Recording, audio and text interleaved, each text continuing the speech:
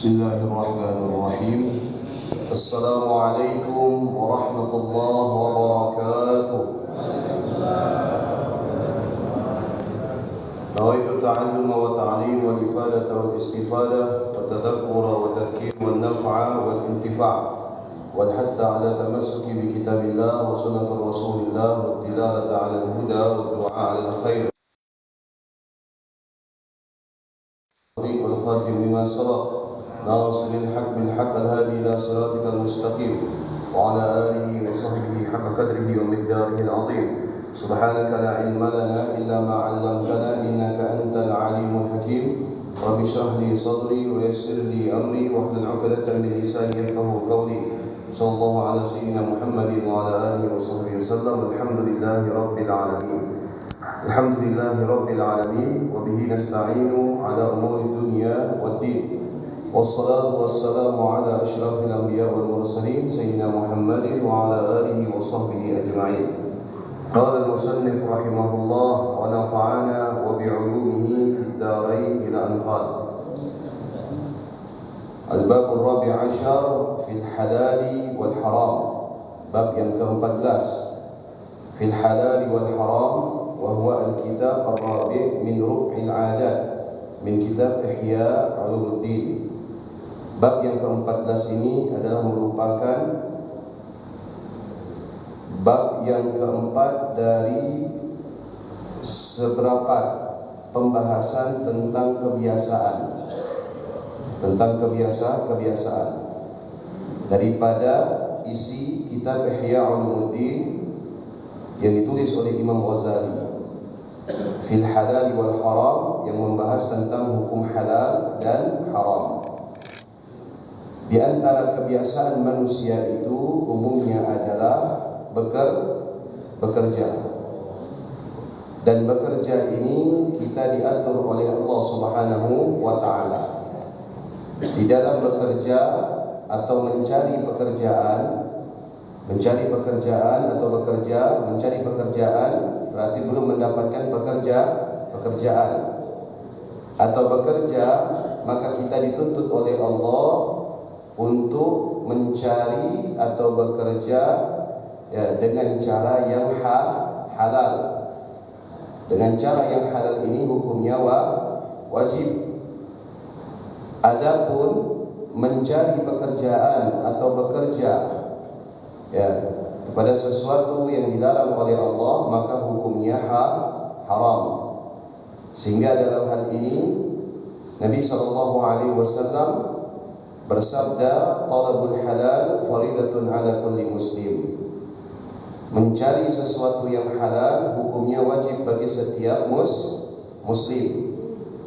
Jadi mencari sesuatu yang halal ini dimanapun, kapanpun, itu hukumnya wajib. Jangan sampai kita berpendapat bahwasanya mencari sesuatu yang halal itu wajib di daerah mayoritas muslim, sedangkan di daerah minoritas muslim itu tidak wajib. Karena ada sebagian orang yang berasumsi atau beranggapan bahwasanya mencari sesuatu yang halal di negeri mayoritas muslim itu wajib, sedangkan mencari sesuatu yang halal di negeri minoritas muslim itu tidak wajib. Dengan kaidah atau anggapan atau dasar bahwasanya menyesuaikan keadaan, itu salah. Itu tidak dibenarkan. Karena talabul halal, mencari sesuatu yang halal itu dimanapun kita berada, hukumnya wajib. Jadi kalau misalkan kita barangkali jalan-jalan, berlibur, atau barangkali transit di daerah yang minoritas muslim, maka tetap wajib bagi kita mencari makanan dan minuman yang halal. Tidak boleh kita mengkonsumsi makanan dan minuman yang haram karena beralasan bahwasanya di daerah yang minoritas muslim, menyesuaikan keadaan. Jadi misalkan kita transit ini, misalkan di daerah apa, misalkan transit yang biasanya jemaah umroh dulu itu biasanya di mana? Di Bangkok misalkan. Jadi di Bangkok di bir itu dijual di mana-mana, jadi kita beli bir juga, tidak boleh. Hukumnya haram. Jelas ya? Tidak ada dengan alasan menyesuaikan keadaan. Sehingga anjuran untuk memakan yang halal dan memakan yang baik itu dari Allah Subhanahu wa taala melalui para rasul. Sehingga Allah taala berfirman, apa kata Allah Subhanahu wa taala? Ya ayyuhar rusulu kulu minat thayyibati wa'malu shalihan. Wahai para rasul, makanlah dari makanan-makanan yang baik dan kemudian beramal saleh. Nah, dari sini sebagian para ulama mengatakan bahwasanya sebab seseorang itu bisa melakukan amal saleh adalah mengkonsumsi dari makanan yang halal. Maka ini disesuaikan dengan sabda Nabi sallallahu alaihi wasallam, man akala al-halal 40 yawman nawwarallahu qalbah. Barang siapa yang mengkonsumsi makanan yang halal selama 40 hari, maka Allah akan memberikan di dalam hatinya itu cahaya, akan diterangi oleh Allah Subhanahu wa taala. Ketika selama 40 hari mengkonsumsi makanan yang halal, maka Allah akan menaruh di dalam hatinya itu cahaya. Untuk apa Allah menganugerahkan di dalam hatinya itu cahaya? Wa ajza yanabi al-hikmah min qalbihi ala lisani, agar cahaya ini bisa mengeluarkan kalimat-kalimat yang baik, bisa mengeluarkan tutur kata yang baik, bisa mengarahkan seseorang itu pada kebaikan. Karena yang mengarahkan kita kepada kebaikan seperti mengarahkan kita kepada ibadah, amal soleh, amal kebajikan dan lain sebagainya, itu bersumber daripada hati. Dan hati ini adalah wadah yang perlu diterangi. Dengan apa menerangi hati ini? Dengan cahaya Allah. Bagaimana untuk mendapatkan cahaya Allah Subhanahu wa taala? Salah satu sebabnya adalah dengan mengkonsumsi makanan-makanan yang halal. Namun sebaliknya, kata Nabi SAW, barang siapa yang memakan makanan yang haram, tidak sampai 40 hari, tetapi makan haram sedikit saja, maka itu akan menjadi sebab gelapnya hati seseorang. Dan ketika gelapnya hati seseorang, maka akan terhalang daripada cahaya Allah Subhanahu wa ta'ala. Kalau terhalang daripada cahaya Allah Subhanahu wa ta'ala, maka akan sulit untuk melakukan kebaikan, maka akan berat untuk melaksanakan ibadah, maka akan sulit untuk mengeluarkan kalimat-kalimat atau kata-kata yang baik. Wa ruwiya anna Sa'dan wa fi riwayah zahadallahu fid dunya, dan dikatakan dalam riwayat lain, orang yang memakan makanan yang halal selama 40 hari, maka Allah Subhanahu wa ta'ala akan menjadikan di dalam dirinya itu memiliki sifat zuhud. Jadi ingat, yang makan makanan yang halal, yang bekerja pekerjaan yang halal, yang mencari nafkah dengan cara yang halal, jangan khawatir terjerumus dalam cinta kepada dunia. Jangan khawatir. Akan kita tidak temukan orang yang bekerja di pekerjaan yang halal, mencari pekerjaan yang halal, mencari nafkah yang halal, berprofesi yang halal, mereka itu mabuk dengan dunia. Tidak kita dapatkan. Seperti Sayyidina Uthman bin Affan, Sayyidina Abdurrahman bin Auf. Siapa lagi? Orang-orang kaya dari kalangan sahabat. Begitu juga orang-orang kaya dari kalangan tabi'in.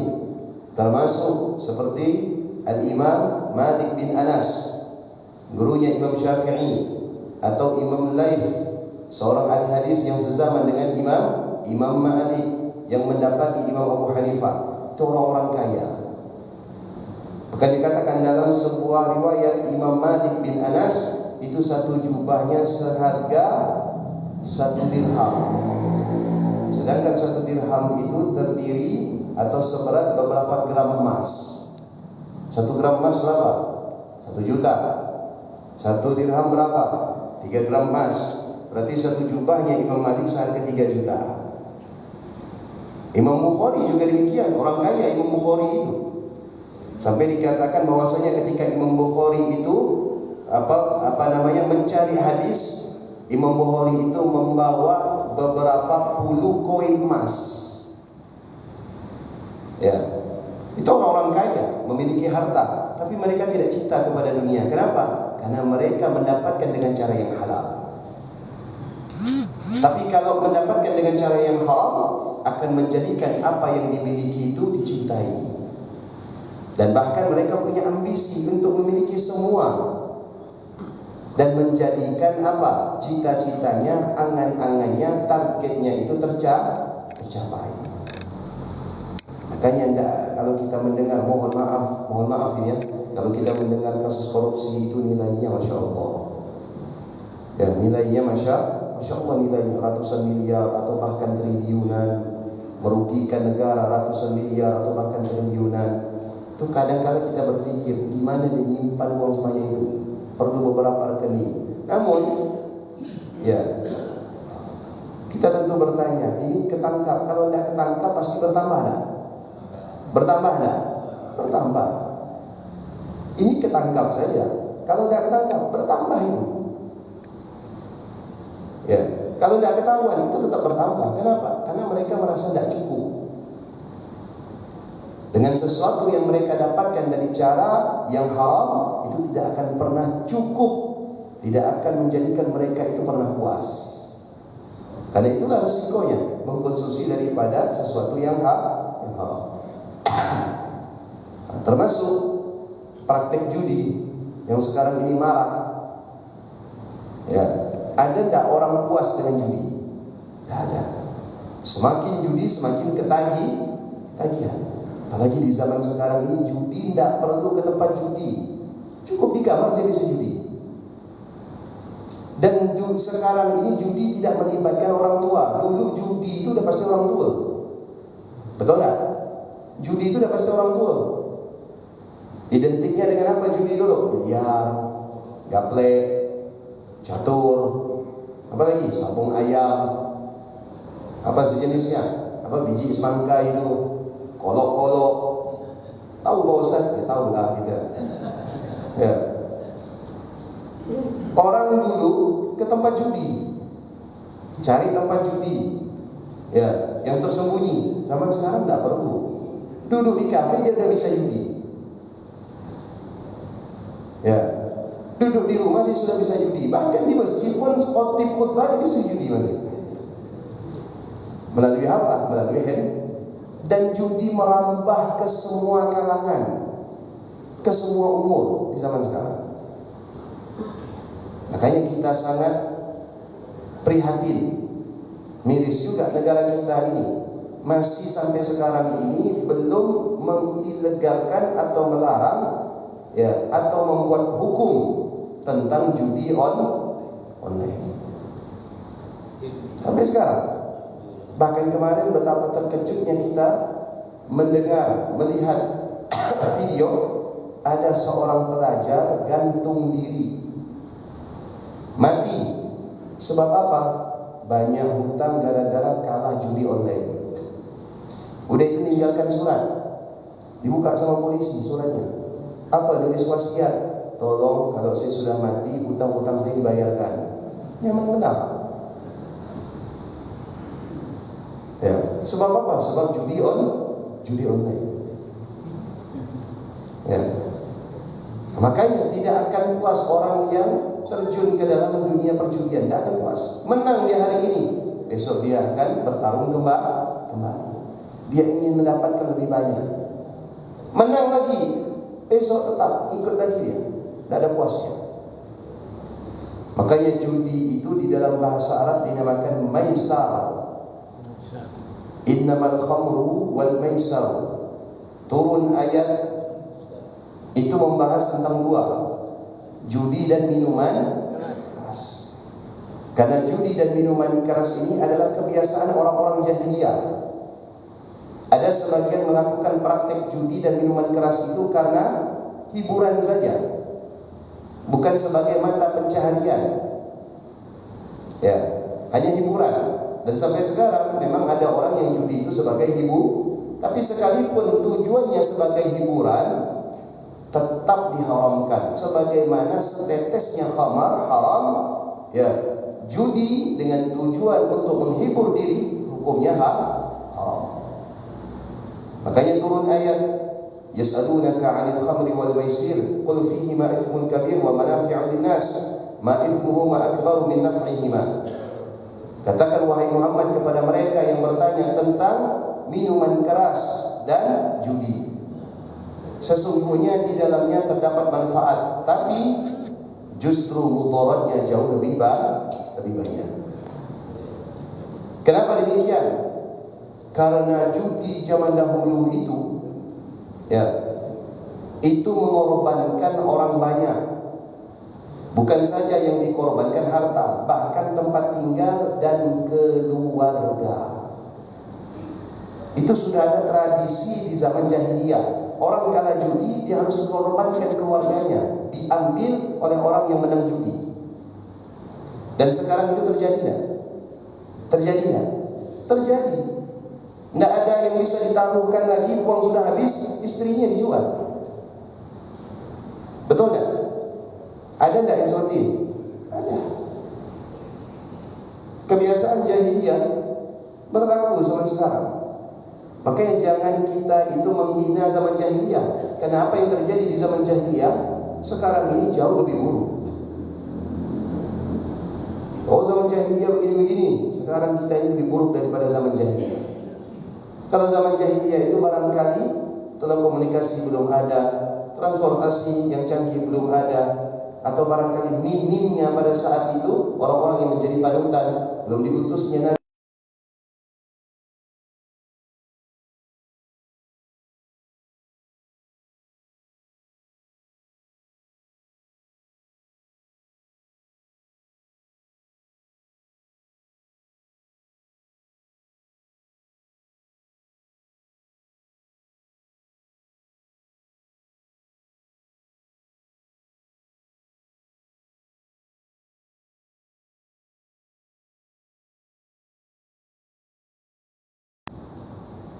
Tujuan orang judi semuanya itu rata-rata ingin instan untuk menjadi orang kaya. Padahal yang semacam ini tidak diperbolehkan. Yang kedua adalah judi itu tetap melalaikan. Ya, judi itu tetap melalaikan haknya kepada Allah dan melalaikan haknya kepada sesama manusia. Melalaikan haknya kepada Allah itu sudah jelas. Dan melalaikan haknya kepada sesama manusia apa? Seperti tanggung jawab, tidak bertanggung jawab terhadap keluarga. Nah, makanya yang bekerja halal, ya bersyukur kepada Allah bahwasanya Allah masih menjadikan mata pencaharian kita bersumber daripada yang halal. Ya, silakan bekerja dengan pekerjaan yang halal, nikmati dan jadikan pekerjaan ini sebagai sarana beribadah kepada Allah Subhanahu wa ta'ala. Bersusah payah di dalam bekerja mencari nafkah yang halal itu adalah merupakan hal yang paling dicintai oleh Allah Subhanahu wa ta'ala. Nabi SAW bersabda, apa kata Nabi SAW? Inna Allah yuhibbu ayyara abdan ta'aban min aklil haram, min fi talabil halal. Inna Allah yuhibbu 'abdan ta'aban fi talabil halal. Sesungguhnya Allah mencintai seorang hamba yang bersusah payah, yang capek dan letih di dalam mencari rezeki yang halal. Itu dicintai oleh Allah. Orang yang kerja sebagai kuli, orang yang kerja sebagai jasa, orang yang bekerja sebagai seorang sales, orang yang bekerja sebagai jasa angkutan, supir, kernet dan yang sebagainya, yang kita tahu pekerjaan mereka itu capek. Selama pekerjaan itu halal, maka Allah Subhanahu wa ta'ala mencintai mereka. Kenapa? Karena mereka itu berletih-letih mengorbankan waktu dan tenaganya untuk mendapatkan sesuatu yang halal. Makanya Allah Subhanahu wa ta'ala mencintai mereka. Oleh karena itu, kemudian ruwiya anna Sa'dan sa'ala Rasulullah sallallahu alaihi wasallam ay yas'alullahu ta'ala ay yaj'ala mustajab ad-da'wah. Memakan makanan yang halal ini menjadi faktor utama sebab terkabulnya doa, diterimanya ibadah. Itu faktor utama. Ya, makan makanan yang halal menjadi faktor utama di antara sebab-sebab yang ada diterimanya doa dan ibadah. Sehingga saat bertanya kepada baginda Nabi sallallahu alaihi wasallam agar doa ini dikabulkan oleh Allah, bagaimana caranya wahai Nabi? Kata Nabi sallallahu alaihi wasallam, "Atib tu'matak tustajib da'watak." Atib tu'matak tustajib da'watuk. Perbaiki makananmu, niscaya Allah akan mengabulkan doa-doamu. Di barangkali doa kita sampai sekarang ini belum dikabulkan oleh Allah, maka kita harus memeriksa dan meneliti dari mana kita mendapatkan makanan. Barangkali ada makanan yang bukan hak kita, ya, yang kemudian kita ambil dan kita konsumsi, atau barangkali ada makanan yang bercampur dengan sesuatu yang bukan milik kita, atau kita mendapatkan dengan cara yang tidak baik, maka itu bisa jadi barangkali menjadi sebab ya terhalangnya dan tertolaknya doa kita kepada Allah Subhanahu wa taala. Wa fi hadits Ibnu Abbas dari Nabi sallallahu alaihi wasallam, inna lillahi malakan ala baitil maqdis yunadi kulla lailah man akala haraman lam yuqbal minhu sarfun wala adlun. Di antara resiko yang harus diterima bagi orang yang bekerja dan mengkonsumsi sesuatu yang haram, apa? Nabi SAW memberikan peringatan bahwasanya inna lillahi malakan, sesungguhnya Allah memiliki seorang malaikat. Allah memiliki seorang malaikat yang mana malaikat ini bertugas di mana, yaitu ala Baitul Maqdis, berada di Baitul Maqdis, berarti berada di tanah suci. Yunadi kulla lailatin, yang mana tugasnya itu di setiap malam apa? Di setiap malam tugasnya itu menyeru, berdoa dan memohon kepada Allah. Jadi malaikat ini ditugaskan oleh Allah, ada satu malaikat di Baitul Maqdis sana yang setiap malamnya dia ini berdoa kepada Allah. Di antara doanya apa? Di antara doanya adalah man akala haraman lam yuqbal minhu sarfun wala adlun. Ya Allah, barang siapa di antara hamba-hambamu yang memakan makanan yang haram, maka jangan terima amal ibadahnya, baik ibadah wajib atau ibadah sunnah. La yuqbal minhu sarfun wala adlun. Sarfun ay minal faraid, al-adlun ay minan nawafil. Ya Allah, kata malaikat, ini malaikat berseru meminta kepada Allah agar hambamu yang makan makanan yang haram atau bekerja di tempat yang haram, maka jangan diterima amal ibadah, baik ibadah itu wajib atau ibadah sunnah. Ini kalau sudah seperti ini, amal ibadah apa yang mau diterima oleh Allah? Yang wajib tidak diterima, yang sunnah tidak diterima. Tidak mungkin yang diterima itu ibadah makruh, apalagi yang namanya haram. Ini artinya peluang untuk mendapatkan pahala itu sulit, kecil. Kenapa? Karena sebab mengkonsumsi makanan yang haram. Haram itu ada dua. Ada haram secara zat, ada haram secara sebab. Ada haram secara zat, ada haram secara sebab. Yang bisa kita hindari ini haram secara zat. Itu bisa kita hindari, seperti khamar. Betul? Khamar, ya, minuman-minuman yang beralkohol, atau makanan-makanan yang diharamkan seperti babi, anjing dan lain sebagainya. Itu bisa kita jauhi. Tetapi haram yang sebab ini sulit. Kenapa? Karena tampilannya halal. Betul? karena tampilannya halal. Seperti ada orang nyogok kita karena kita bertugas, ya, uang terima kasih, uang pelicin agar memudahkan urusan orang lain. Apalagi ya urusan yang semestinya ya bukan ahlinya diberikan kepada yang bukan ahlinya, untuk memudahkan yang bukan ahlinya ini mengurus suatu urusan, diberilah yang namanya uang pelicin sehingga melicinkan segala urusan. Ini uang nampaknya halal tetapi sebabnya haram. Atau memberikan bingkisan, memberikan hadiah, ya, seperti orang yang sudah terbukti bersalah kemudian menjadi bebas, seperti orang yang sudah terbukti bersalah kemudian tidak mendapatkan hukuman atau diringankan hukuman, diberikan hadiah. Hadiahnya apa? Hadiahnya mobil. Hadiahnya apa? Sebidang tanah. Hadiahnya apa? Sebuah unit rumah. Atau hadiahnya umroh sekeluarga. Ini kan zahirnya halal, betul tak? Tapi sebabnya didapatkan dengan cara yang haram. Dan kita itu mudah menghindar haram secara zat, tapi kita itu sulit menghindar haram secara sebab.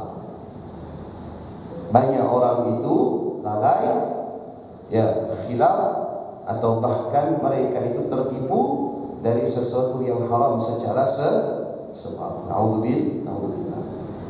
Jadi risiko makan makanan yang haram atau mendapatkan sesuatu dengan cara yang haram, itu Allah Subhanahu wa taala tidak akan terima amalan baik yang wajib maupun amalan yang sunnah. Amalan yang wajib seperti salat 5 waktu. Amalan yang sunnah seperti bersedekah. Dan sampai sekarang ini kan lucu kalau kita mendengar ada orang bekerja di tempat yang haram tapi rajin sedekah. Ada orang yang bekerja di tempat yang haram tapi rajin umroh. Ini kira-kira ingin mendapatkan kebaikan itu dari mana? Sedangkan Allah sudah berjanji bahwasanya apapun yang dia kerjakan, baik amalan wajib atau amalan sunnah, tetap tidak diterima oleh Allah Subhanahu wa ta'ala. Man ishtara thawban bi 10 dirahim wa fi thamanihi dirhamun haram lam yaqbalillah salatahu ma dama alaihi. Sampai Nabi itu memerincikan bagaimana tertolaknya amal seseorang yang apabila dia itu mendapatkan sesuatu dengan cara yang haram. Apa kata Nabi? Man ishtara thawban, barang siapa yang membeli pakaian seharga, anggap ya kursnya itu pakai rupiah, membeli pakaian seharga 100.000 rupiah. Namun kata Nabi SAW, dari 100.000 rupiah ini ada 1.000 rupiah yang berasal dari yang haram. Maka bagaimana? Tidak Allah terima solatnya selama 40 hari. Ini solat selama 40 hari sebab 1.000 rupiah dari haram. Apalagi bajunya harga 100.000 rupiah, 100.000-nya itu semuanya dari yang haram. Ini bukan 100.000-nya yang haram, 10%-nya haram, 90%-nya halal. Makanya sebagian ulama itu ada yang wirai. Wirai itu artinya apa? Wara. Wara itu sifat. Tapi yang memiliki sifat itu wirai. Zuhud itu sifat, tapi yang memiliki sifat itu namanya zahid. Sabar itu sifat, tapi yang memiliki kesabaran itu namanya sabir. Sabirin. Mudah-mudahan saya sabar. Ya. Nah itu wirai, wara. Apa makna wirai itu? Orang yang berhati-hati. Bukan berhati-hati terhadap halal dan haram, tapi tapi berhati-hati mana yang bermanfaat, mana yang tidak bermanfaat. Contoh orang wirawi itu, ya seperti dikasih air putih. Air putih ini halal enggak? Halal. Tapi kalau orang wirawi itu dia tanya, siapa yang ngasih air putih ini? Ya, siapa yang ngasih air putih? Oh, masjid Pak Ustaz. Masjid atau orang? Masjid Pak Ustaz. Dibeli dari mana? Dari kas masjid. Oh, enggak apa-apa. Tapi kalau misalkan ditanya, siapa yang ngasih air putih? Oh, ada orang dekat masjid Pak Ustaz. Kerjanya kerja apa? Kerjanya misalkan dia itu bandar narkoba. Walaupun air putih tidak diminum. Ini orang wara namanya. Ya, bukan lagi dia itu melihat zatnya, tapi dia melihat sebabnya. Itu orang wara. Sebagaimana yang dialami oleh orang tuanya Imam Abu Hanifah yang saya ceritakan kemarin. Ya, makan apel kemudian muncul yang namanya penyesalan. Begitu juga yang terjadi kepada Imam Nawawi. Imam Nawawi itu mau meninggal minta apel. Imam Nawawi mau meninggal itu minta apel. Imam Nawawi itu umurnya berapa? 46 tahun. Ya, 46 tahun. Di umur 19 tahun Imam Nawawi mondok, termasuk umur yang telat. Umur 19 tahun. Tapi di umur 24 tahun Imam Nawawi sudah menulis kitab Syarah Majmu' Al-Majmu' fi Syarah Muhadzab, itu belasan jilid. Itu mondok umur 19, umur 24 sudah menulis kitab. Meninggal umur 46 tahun, ya beliau tidak menikah. Dan para ulama mengatakan bahwasanya andaikan semua karangan Imam Nawawi diukur dengan ilmu, diukur dengan umur, maka setiap umur Imam Nawawi satu harinya itu berbanding dengan 10 lembar tulisannya. Itu Imam Nawawi. Di antara karomah Imam Nawawi pernah nulis kitab, ya pelitanya habis, gelap, tiba-tiba cahayanya mengeluarkan, tangannya mengeluarkan cahaya. Itu karomahnya Imam Nawawi. Ya, diberi gelar sebagai Muhyiddin, orang yang menghidupkan agama. Muhammad Syaraf An-Nawawi rahimahullah.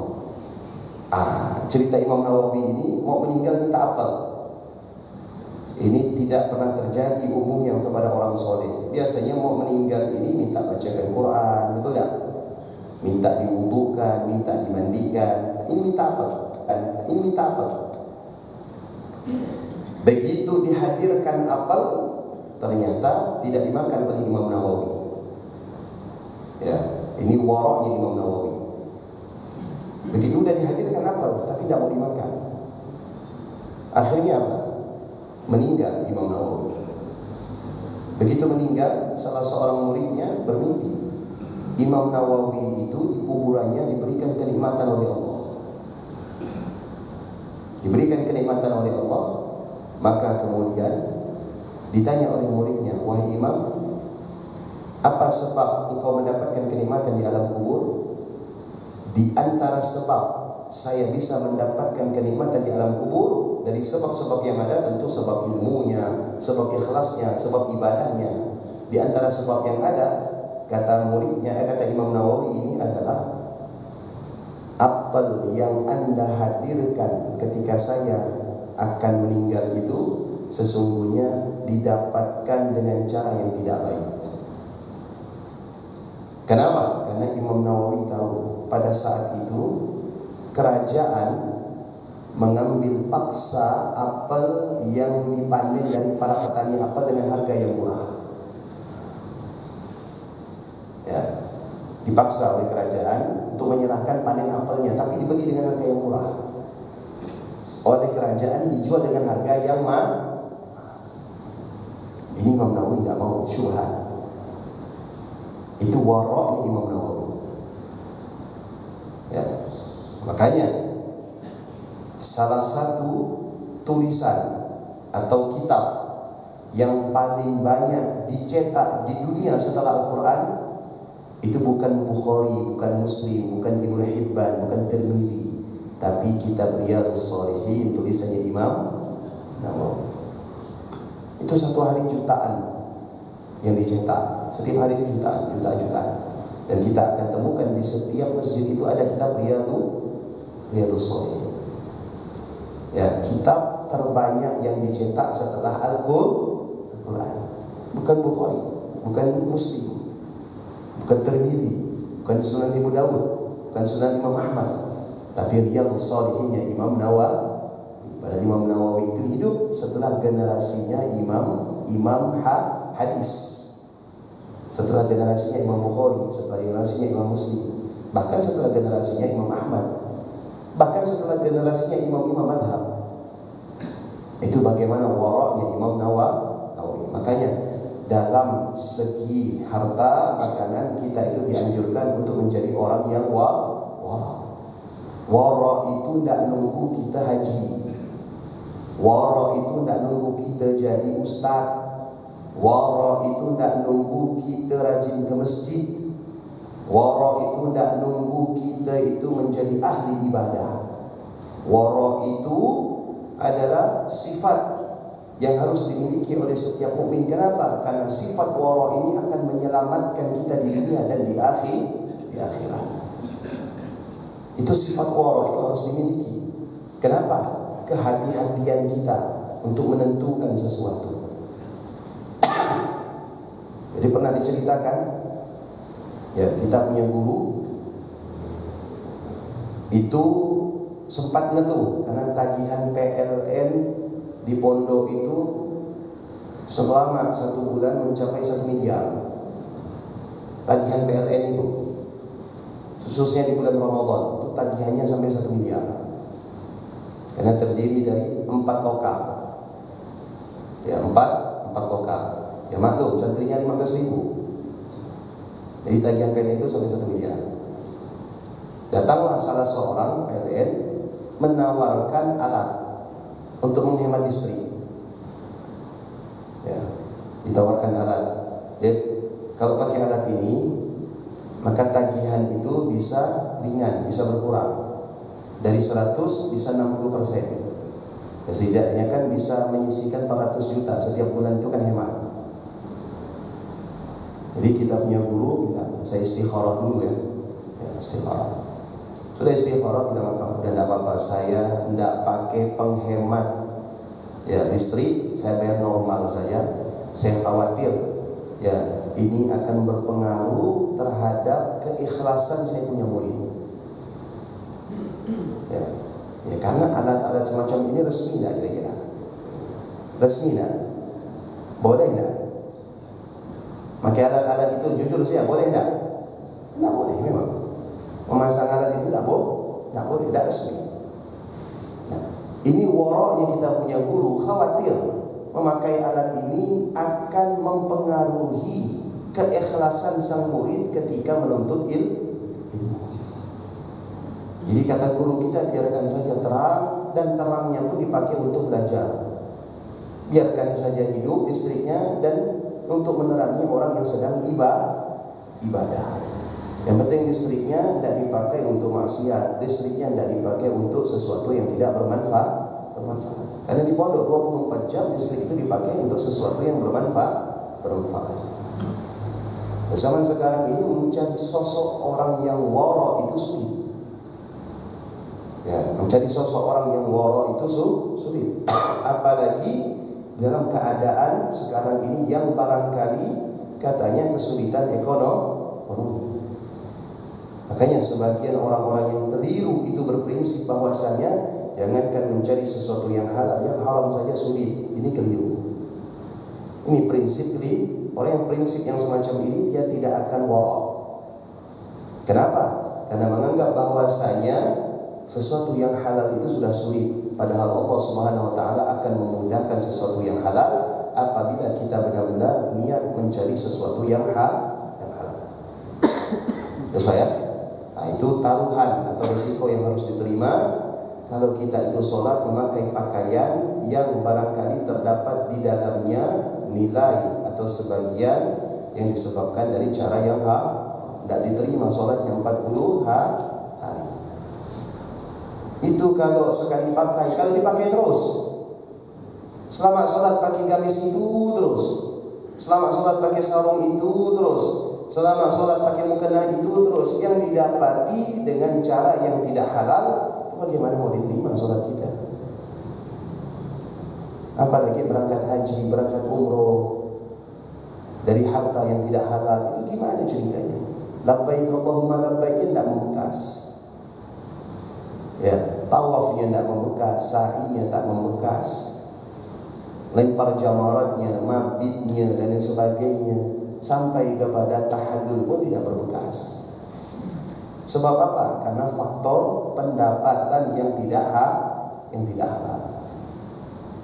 Nah, makanya selalu minta kepada Allah agar diberikan kemudahan untuk mendapatkan yang halal. Kullu lahmin nabata minal haram fan-naru awla bihi. Setiap daging yang tumbuh dari yang haram maka akan dilahap oleh api neraka. Na'udzubillah. Wa qala man lam yubali min aina iktasaba al-mal lam yubali Allah ta'ala min aina adkhalahu an-nar. Barang siapa yang tidak peduli dari mana dia itu mendapatkan harta atau mencari nafkah, tidak peduli. Yang penting kerja saya. Tidak peduli halal, tidak peduli haram. Yang penting saya kerja. Ya, karena malu saya dilihat orang tak bekerja ni sekarang. Yang penting kerja dulu. Tidak peduli halal, tidak peduli haram. Okey, kalau prinsipnya semacam ini, maka kata Nabi, Allah juga tidak peduli ente mau masuk neraka dari pintu mana. Karena tidak ada kepedulian dari mana sebab dia itu mencari nafkah. Nah, makanya sampai dikatakan oleh Nabi, talabul halal faridah. Mencari sesuatu yang halal itu hukumnya wajib. Wajib bagi kita itu mencermati, meneliti, ya, apa yang kita kerjakan, apa yang kita hasilkan. Kalau kita tidak peduli, ya, maka Allah tidak peduli juga kepada kita dari mana kita akan masuk ke dalam api neraka. Ya, inilah bentuk kepedulian Allah kepada kita. Wa qala al-ibadah 'ashratu ajza' fa tis'atun minha fi talabil halal. Dikatakan di dalam sebuah riwayat bahwasanya ibadah itu memiliki 10 cabang. Ibadah itu memiliki 10 cabang. 9 dari 10 cabang itu fi talabil halal, yaitu tentang halal. Berarti lebih banyak, lebih cenderung dan mayoritas ibadah itu cenderung kepada sesuatu yang halal. Seperti nikah, jual beli, transaksi dan lain sebagainya. Itu termasuk bagian daripada ibadah yang kita itu dituntut untuk menjalankan dan mendapatkannya dengan cara yang halal. Wallahu a'lam bishawab. Yang bertanya kan? Ibu.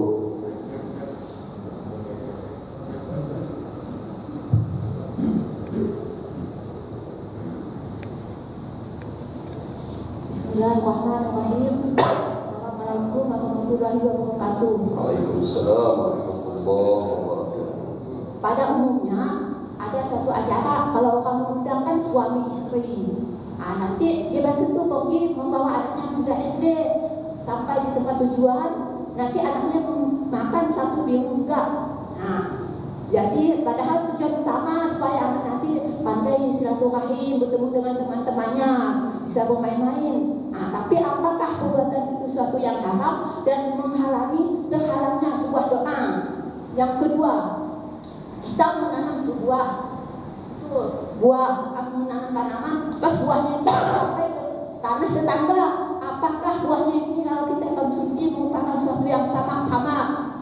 Assalamualaikum warahmatullahi wabarakatuh. Waalaikumsalam warahmatullahi wabarakatuh. Baik, yang pertama masalah undangan walimah. Jadi walimah ini sebenarnya artinya jamuan. Makanan yang dihidangkan itu namanya walimah. Umumnya walimah itu adalah acara pernikahan.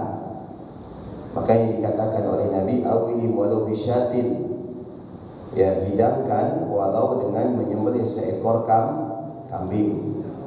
Yang kedua, man da'a ilal walimah falyati biha. Kata Nabi SAW, barang siapa diundang ke suatu acara walimah, maka hendaknya menghadiri. Dalam hal ini para ulama membagi walimah itu ada dua. Ada yang hukumnya wajib untuk dihadiri, ada yang hukumnya itu sunnah untuk dihadiri. Boleh dihadiri, boleh tidak. Yang hukumnya wajib itu adalah pernikahan. Selain daripada pernikahan itu hukumnya sunnah, seperti akikah, berangkat haji, umroh, kemudian safar kemanapun, pindah rumah, syukuran, selamatan, itu hukumnya sunnah, tidak wajib. Yang wajib itu adalah walimah nikah. Ini dibagi oleh para ulama. Jadi tidak semua perintah Nabi itu hukumnya wajib. Perintah itu ada dua, ada wajib, ada sunnah. Tidak semua larangan itu haram. Larangan itu ada dua, ada makruh, ada haram. Tapi walimah bisa menjadi haram apabila apa? Apabila terdapat di dalamnya unsur yang juga dilarang. Jadi walimah yang semulanya wajib, namun ada unsur haram kita mendatangi. Seperti misalkan diundang pernikahan, tapi dalam pernikahan itu disediakan makanan-makanan yang haram. Haram untuk kita menghadiri.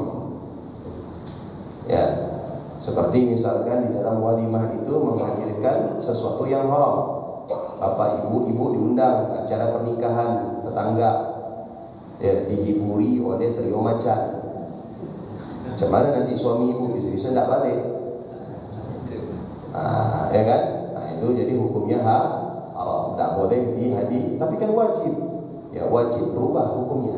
Yang semulanya wajib karena ada unsur haram maka menjadi haram. Jelas ya? Tapi bagaimana kalau kondisi kita tertulis di undangan suami istri bawa anak? Ya, apakah anak ini mengkonsumsi sesuatu di acara walimah itu hukumnya syubhat? Tidak. Ya, tidak masalah. Menghadiri acara dengan membawa keluarga itu tidak masalah. Ya, selama ditulis di situ, ya kita itu dengan keluarga, karena istri atau suami juga bagian daripada keluarga, tidak masalah. Ya, boleh. Ya. Yang kedua, tetangga nanam pohon, ya, kemudian besar, buahnya itu ngarah ke kita, ke halaman kita, betul? Jatuh, bagaimana? Jadi milik siapa? Jadi milik tetap punya tetangga atau milik kita? Tetap milik tetangga. Ya, tetap milik tetangga. Ini jatuh ke sebelah. Itu orang tuanya Imam Abu Hanifah bukan jatuh ke sebelah, apel kuanyut malahan. Masih dicari pemiliknya. Karena tidak mungkin sesuatu itu tidak ada pemilik. Pasti ada pemiliknya. Buah tetangga yang jatuh, ya, ke halaman kita itu tetap milik tetangga. Tapi ingat, kalau kita punya pohon, punya tanaman yang akarnya itu sampai ke rumah tetangga dan sama tetangga kita ditebang, itu boleh. Tanpa izin kita boleh. Karena sudah memasuki wilayah kita. Makanya hati-hati kalau nanam, jangan sampai masuk ke daerah tetangga. Kalaupun masuk izin, khawatirnya mengganggu. Itu dibahas di bab fikih muamalah. Masalah atap. Orang bikin atap masuk ke daerah orang, masuk ke tanah orang, apalagi sampai air hujan itu rembes ke, itu dibahas di fikih. Di bab muamalah itu dibahas. Ya. Air hujan jatuh ke atap orang, kemudian kita tadah, tidak boleh. Iya, tapi kan milik Allah. Ya memang milik Allah, tapi sudah jatuhnya ke tempat orang. Air hujan jatuh ke tempat orang, kita tadah, kita ambil, alirkan ke rumah kita, tidak boleh, haram hukumnya. Ya, harus izin. Jelas ya? Ya. Nah, jadi kalau jatuh itu tetap milik tetangga, bukan milik kita. Ya. Sudah? Ya. Assalamualaikum warahmatullahi wabarakatuh.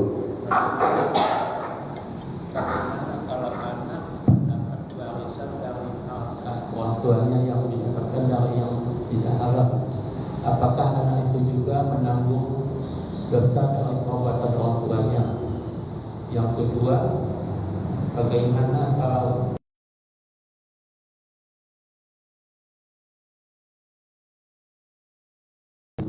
apakah orang tua juga berdosa? Baik, yang pertama, mendapatkan warisan dari orang tua yang orang tua itu bekerja di pekerjaan yang haram. Baik. Pertama, secara hukum waris itu tidak bisa diwariskan kecuali yang memiliki warisan itu sudah meninggal, baru dinamakan warisan. Orang tua belum meninggal, harta dibagi, itu bukan harta warisan. Ya, itu namanya pemberian. Ya, paham ya? Jadi orang tua masih hidup, udah bagi harta, tanah yang di sana untuk anak pertama, tanah yang di sini untuk anak kedua, itu bukan warisan namanya. Itu namanya pemberian, disebut dengan hibah. Paham ya? Oke. Warisan itu orang tua meninggal. Orang tua meninggal, harta milik orang tua baru disebut dengan warisan. Begitu juga wasiat. Wasiat itu nunggu meninggal. Kalau misalkan orang tua bilang itu nanti rumah yang di situ kalau bapak meninggal untuk kamu nak ya, karena yang lain sudah dapat. Baik, berarti kalau meninggal baru boleh dimiliki. Ini wasiat namanya. Bukan wasiat itu lagi hidup dikasih. Nah, lagi hidup diberikan. Nah, bapak wasiat ya itu untuk kamu, toko yang ada di sana. Ya Pak, mana suratnya? Baru bapak kasih, kan wasiat. Wasiat itu jatuh apabila setelah meninggal. Nah, jadi wasiat itu berlaku setelah meninggal. Adapun hibah itu ketika masih hidup. Sudah? Kalau misalkan yang diwarisi itu harta yang didapatkan dengan cara yang haram, bagaimana? Kembali kepada anak. Ya, bagaimana anaknya?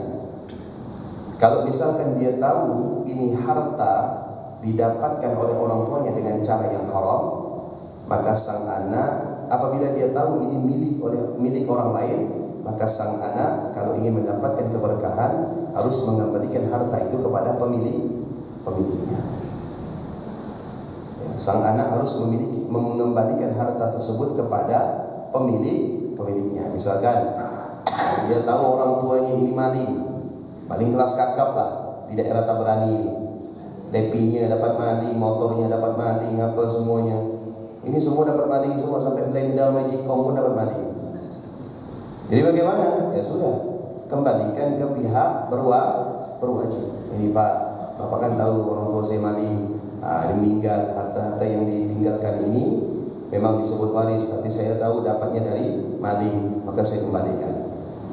Itu caranya supaya mendapatkan keberkahan. Tapi kalau misalkan dia tahu orang tuanya maling atau pekerjaannya tidak baik dan dia tetap merasa bahwasanya harta yang ditinggalkan itu adalah miliknya, maka keburukan dari harta tersebut akan berkelanjutan kepada sang anak.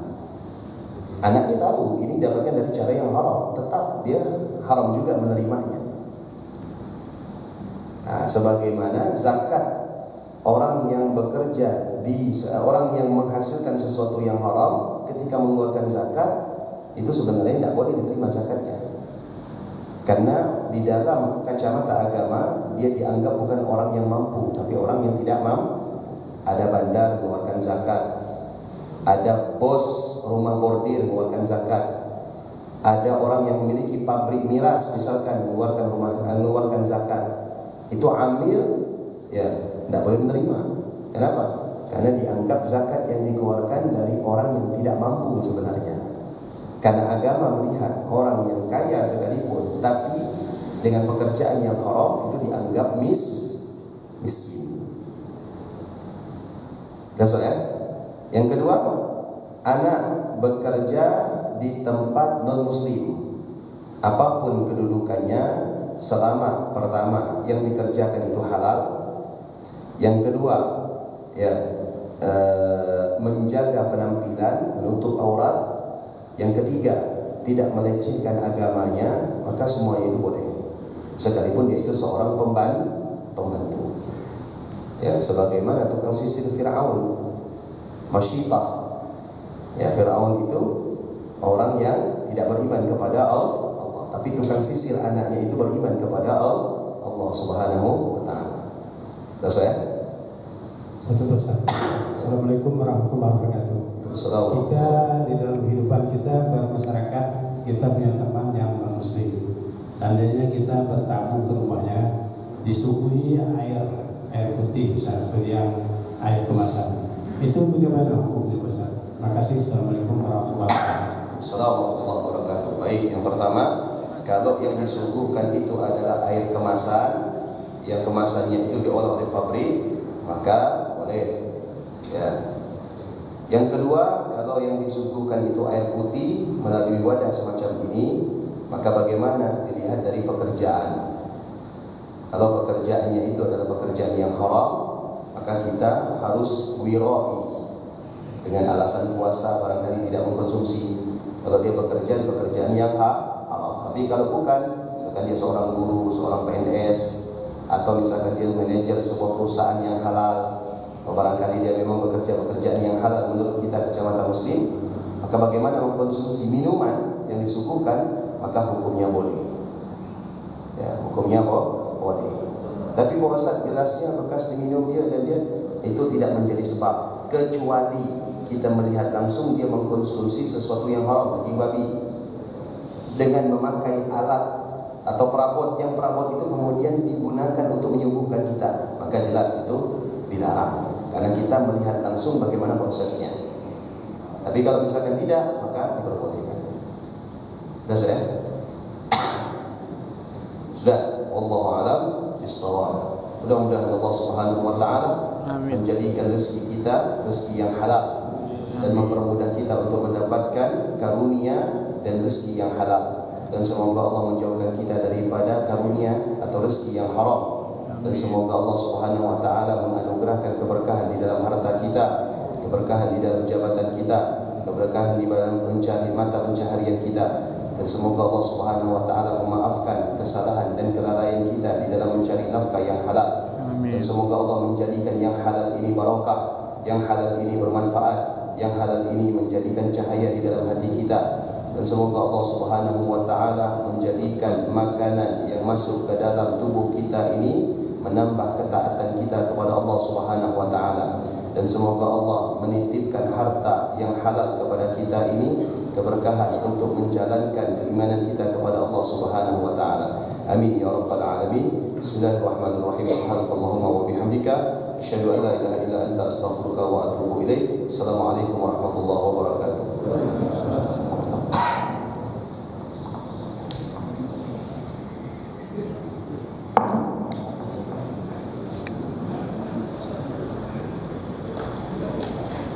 Assalamualaikum warahmatullahi wabarakatuh. Demikian telah kita ikuti bersama-sama tablik rutin ba'da subuh di Masjid Darul Mutakin bersama Ustaz Sobirin Ismail, SHI, Sarjana Hukum Islam. Beliau adalah pengajar tetap di beberapa sekolah di Pontianak dan menjadi pengasuh majelis taklim di beberapa masjid di Pontianak. Demikianlah kami sampaikan, dan akan saya akhiri lip saya pagi ini.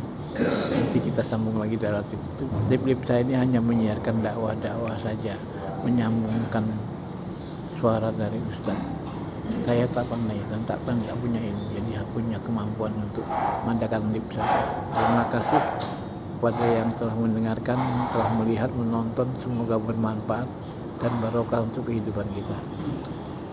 Bila taufiq wal hidayah. Wassalamualaikum warahmatullahi wabarakatuh. Selamat pagi.